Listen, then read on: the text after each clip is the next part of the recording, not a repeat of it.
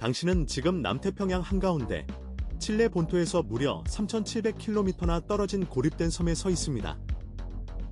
수평선 너머로는 그 어떤 육지도 보이지 않고 오직 거대한 석상들만이 당신을 내려다보고 있습니다. 이곳은 라파누이, 세상이 이스터 섬이라 부르는 신비의 땅입니다. 887개의 모아이 석상이 침묵 속에서 당신을 응시하는 이곳에서 한때 번성했던 문명이 단 100년 만에 흔적도 없이 사라진 충격적인 비밀이 잠들어 있습니다. 1722년 부활절 아침, 네덜란드 탐험가 야콥 로에벤이 이 섬을 발견했을 때 그는 자신의 눈을 의심했습니다. 거대한 석상들이 해안선을 따라 줄지어 서 있었고 그 높이는 10m를 훌쩍 넘었습니다. 하지만 더욱 충격적인 것은 섬 전체에 나무 한 그루 보이지 않았다는 사실입니다. 당신은 로에벤의 일지를 펼쳐들고 그의 공포에 찬 기록을 읽습니다. 어떻게 원시 도구만으로 이 거대한 석상들을 만들고 운반했을까요?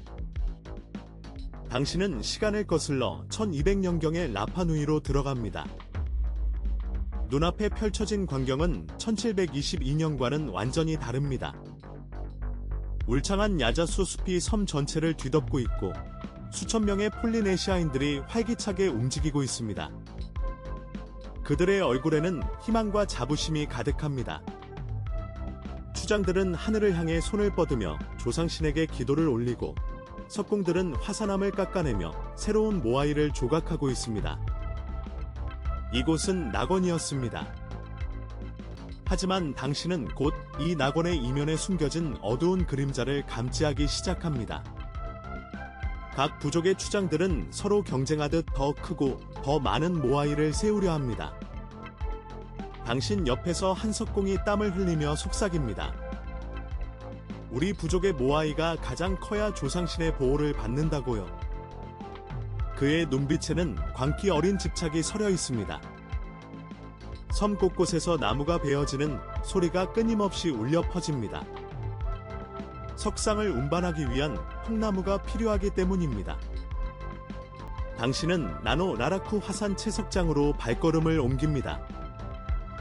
이곳은 모아이가 탄생하는 신성한 장소입니다. 수백 명의 석공들이 현무암 벽면을 두드리고 깎아내는 소리가 천둥처럼 울립니다. 당신 눈앞에서 하나의 거대한 모아이가 서서히 형태를 드러냅니다. 높이 21m, 무게 270톤에 달하는 이 석상은 인간이 만든 가장 거대한 조각품 중 하나입니다. 석공들의 얼굴에는 자부심과 동시에 지독한 피로가 서려 있습니다. 하지만 석상을 만드는 것은 시작에 불과했습니다. 당신은 이제 가장 미스터리한 과정을 목격하게 됩니다. 어떻게 수십 톤에 달하는 석상을 20km 떨어진 해안까지 운반했을까요? 당신 주변에서 수백 명의 사람들이 통나무 위에 석상을 올리고 밧줄을 묶습니다. 그들은 리듬에 맞춰 함께 밧줄을 당기며 석상을 조금씩 이동시킵니다. 당신은 그들의 구호 소리와 함께 땅이 흔들리는 것을 느낍니다. 이 작업을 위해 수천 그루의 야자수가 베어집니다. 당신은 1400년경으로 시간을 이동합니다. 불과 200년 만에 섬의 풍경이 달라지기 시작했습니다. 야자수 숲이 빠르게 줄어들고 있습니다. 당신이 서 있는 언덕에서 내려다보니 한때 울창했던 숲의 절반 이상이 사라졌습니다. 새들의 지저귐 소리도 예전만큼 풍성하지 않습니다. 한 노인이 당신 옆을 지나가며 한숨을 쉽니다. 나무가 자라는 속도보다 우리가 베는 속도가 훨씬 빠르다고요. 하지만 그의 경고는 추장들의 귀에 들어가지 않습니다. 당신은 부족회의에 몰래 참석합니다. 추장들은 여전히 더 많은 모아이를 세우자고 주장합니다. 한 추장이 주먹을 쥐고 외칩니다. 우리 부족이 가장 강하다는 것을 보여줘야 한다고요. 다른 추장도 맞장구칩니다. 조상신의 보호 없이는 풍작을 기대할 수 없다고 말입니다. 당신은 그들의 눈빛에서 두려움과 집착이 뒤섞인 것을 봅니다. 그들은 모아이가 식량 부족을 해결해 줄 거라는 미신에 사로잡혀 있습니다. 1500년대에 접어들자 생태계 붕괴의 징후가 명확해집니다. 당신은 해변을 걷다가 빈 조개 껍데기만 가득한 모래사장을 발견합니다. 물고기를 잡으러 나가던 카누들도 이제는 만들 수 없습니다. 나무가 없기 때문입니다. 바다새들도 더 이상 섬의 둥지를 틀지 않습니다. 당신 발밑의 흙은 건조하고 척박해져서 농작물이 제대로 자라지 못합니다. 한 어머니가 굶주린 아이를 안고 울고 있습니다. 당신은 그 눈물 속에서 문명의 종말을 예감합니다. 당신은 이제 섬의 마지막 야자수가 베어지는 순간을 목격합니다. 1600년경, 한 무리의 사람들이 섬에 남은 유일한 큰 나무 주변에 모여 있습니다. 그들은 또 다른 모아이를 운반하기 위해 이 나무가 필요하다고 주장합니다. 당신은 도끼가 나무 줄기에 꽂히는 소리를 듣고 거대한 야자수가 천천히 쓰러지는 광경을 봅니다. 그 순간 섬 전체가 침묵에 잠깁니다. 누군가 속삭입니다. 우리가 무슨 짓을 저지른 거죠? 나무가 사라지자 기근이 섬을 휩쓸기 시작합니다. 당신은 1650년경에 라파누이를 걷습니다. 마을은 황량하고 사람들의 얼굴은 수척합니다. 농작물 수확량은 급격히 줄어들었고 바다로 나갈 카누도 없어 물고기도 잡을 수 없습니다. 당신은 창고를 확인하지만 식량은 거의 바닥났습니다. 밤이 되자 어둠 속에서 비명소리가 들립니다. 부족 간에 남은 식량을 두고 폭력적인 충돌이 시작된 것입니다. 당신은 부족 전쟁의 한가운데에 서 있습니다. 1680년경, 라파누이는 내전의 불길에 휩싸입니다. 서로 다른 시족들이 남은 자원을 차지하기 위해 창과 몽둥이를 들고 싸웁니다. 당신은 전사들이 서로를 향해 돌진하는 광경을 목격합니다. 비명과 신음소리가 섬 전체에 울려 퍼집니다. 더욱 끔찍한 것은 식량 부족이 극심해지면서 일부 부족이 금기를 깨는 선택을 한다는 소문입니다. 당신은 귀를 막고 싶지만 현실을 외면할 수 없습니다. 복수의 표적이 된 것은 모아이 석상들 자체였습니다.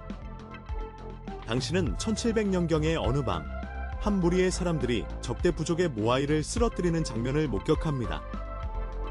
그들은 밧줄로 석상의 목을 묶고 힘을 합쳐 당깁니다. 거대한 모아이가 앞으로 기울어지더니 쿵 하는 소리와 함께 땅에 쓰러집니다. 석상의 얼굴이 산산조각 납니다.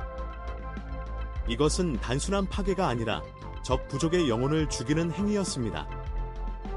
당신은 섬 전역에서 쓰러진 모아이들을 발견합니다. 당신은 1722년 로에벤이 도착하기 직전에 라파누이로 돌아옵니다. 섬의 인구는 3,000명 미만으로 급감했습니다. 한때 15,000명에 달했던 인구의 5분의 1도 안 되는 숫자입니다. 당신은 뼈만 앙상한 생존자들이 동굴 속에 숨어 지내는 것을 봅니다.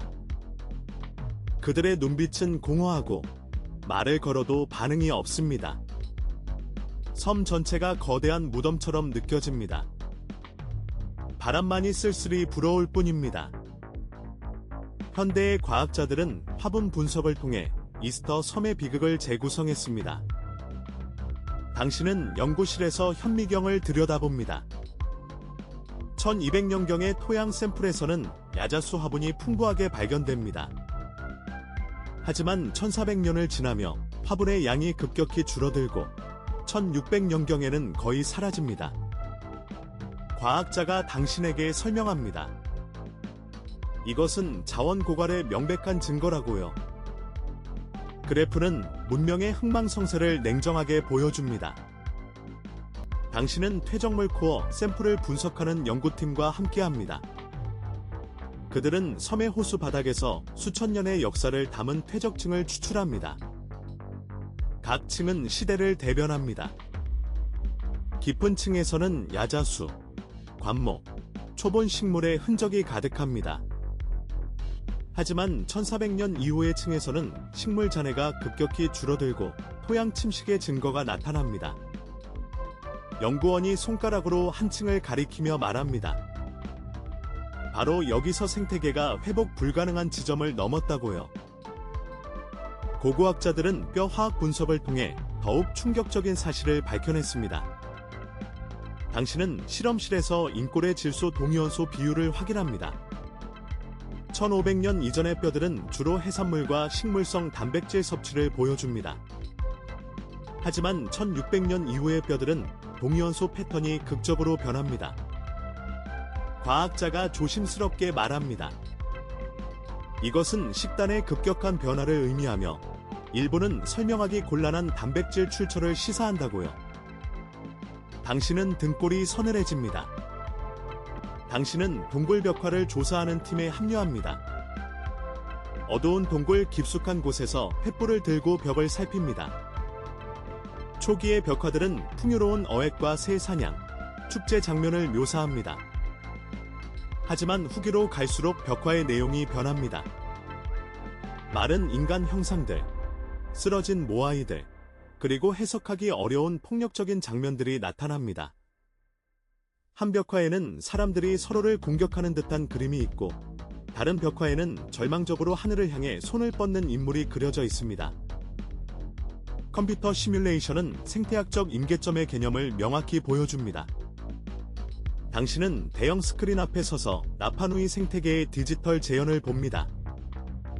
초록색으로 표시된 숲이 시간이 지남에 따라 갈색으로 변하며 축소됩니다. 모델은 1550년경의 티핑 포인트를 보여줍니다. 이 지점을 넘자 생태계 붕괴가 가속화되며 되돌릴 수 없게 됩니다. 과학자가 설명합니다.